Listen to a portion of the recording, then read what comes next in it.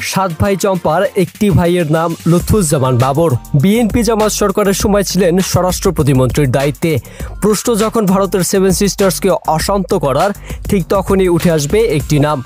আসাম, ত্রিপুরা, মেঘালয় সহ ভারতের উত্তর পূর্বাঞ্চলীয় মোট 7টি জেলাকে একসাথে বলা হয় সেভেন সিস্টার্স। কথিত আছে এই সেভেন সিস্টার্সকে উত্তপ্ত করতে চেয়েছিলেন লুৎফুজ্জামান বাবর। বাবরের বিখ্যাত একটি ডায়লগ আজও বেশ viral, we are open, we are looking for শত্রুস। লুৎফুজ্জামান বাবর ভারত সরকারের কাছে একটি আতঙ্কের নাম। লুৎফুজ্জামান বাবর সেভেন সিস্টার্সে একটি বিদ্রোহী দল বানিয়ে ভারতকে অস্থিতিশীল করে দিতে চেয়েছিলেন। কথিত আছে চীন পাকিস্তান মিলে ভারতকে যতটুকু ক্ষতি করতে পারেনি তার চেয়ে বেশি করতে পেরেছিলেন লুৎফুজ্জামান বাবর। 2004 সালে তিনি 10 ট্রাক ভর্তি অস্ত্র, গোলাবারুদ, রকেটের লঞ্চার ভারতে পাঠাতে চেয়েছিলেন। তখন তারা নিজেদের মধ্যে গৃহযুদ্ধ শুরু করে। অরুণাচল প্রদেশ, আসাম, ত্রিপুরা, নাগাল্যান্ড, মণিপুর, মিজোরাম ও মেঘালয় মূলত ভারত থেকে আলাদা হতে চেয়েছিল। আর সেখানের আন্দোলনকারীদের 10 ট্রাক ভর্তি অস্ত্র সরবরাহ করতে চেয়েছিলেন এই লুৎফুজ্জামান বাবর, কিন্তু শেষ পর্যন্ত করতে পারেননি। তত্ত্বাবধায়ক সরকারের আমলে 2007 সালের 28 মে আটক হন লুৎফুজ্জামান বাবর। অবৈধ সম্পদ অর্জন ও তথ্য গোপনের অভিযোগ এনে তার বিরুদ্ধে 2008 সালের 13 জানুয়ারি রমনা থানায় একটি মামলা করে দুর্নীতি দমন কমিশন।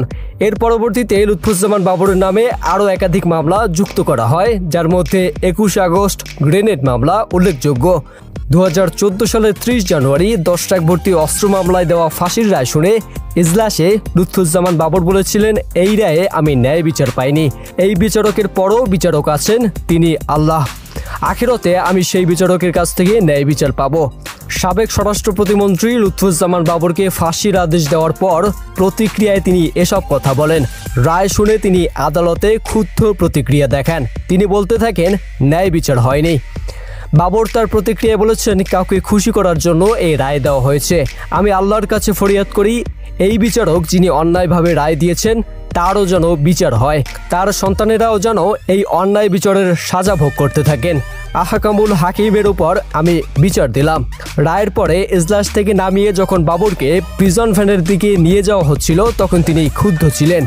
এ সময় তিনি এক হাত নাড়াতে নাড়াতে ভ্যানে ওঠেন।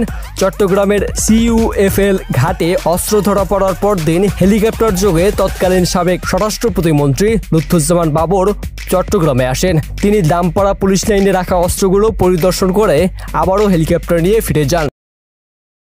বাবর চেয়েছিলেন ইন্ডিয়ান সেভেন সিস্টার্সে নিজেদের ঘাঁটি বানাতে, এমনটাই উঠে এসেছে বিভিন্ন গণমাধ্যমে। বিএনপি ক্ষমতায় এলে বাবর কি একই আশা করবেন?